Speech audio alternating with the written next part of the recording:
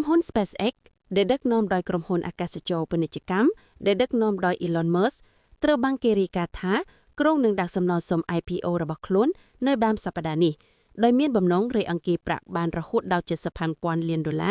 ដោយលើកឡើងពីប្រភពអនាមិកដែលដឹងអំពីបញ្ហានេះ The Information បានរាយការណ៍កាលពីថ្ងៃអង្គារថា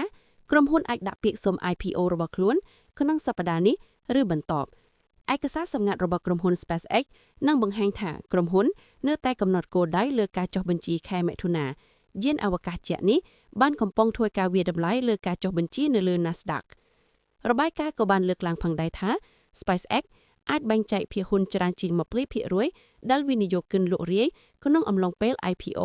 ដែលអាចក្លាយជា IPO ដ៏ធំបំផុតក្នុងប្រវត្តិសាស្ត្រដោយពិចារណាលើទឹកប្រាក់ចំនួន$75,000 លានត្រូវបានលើកឡើង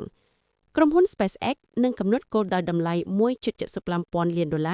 ដោយដែលបានបញ្ជាក់ដោយ Musk នៅក្នុងការបង្ហោះប្រព័ន្ធផ្សព្វផ្សាយសង្គមកាលពីដើមខែ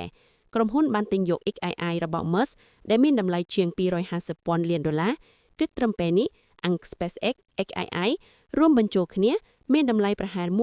$1.20,000 លានSpaceX ក៏ត្រូវបានគេរាយការណ៍ថាកំពុងពិចារណាលើរចនាសម្ព័ន្ធភាគហ៊ុន2ថ្នាក់សម្រាប់ IPO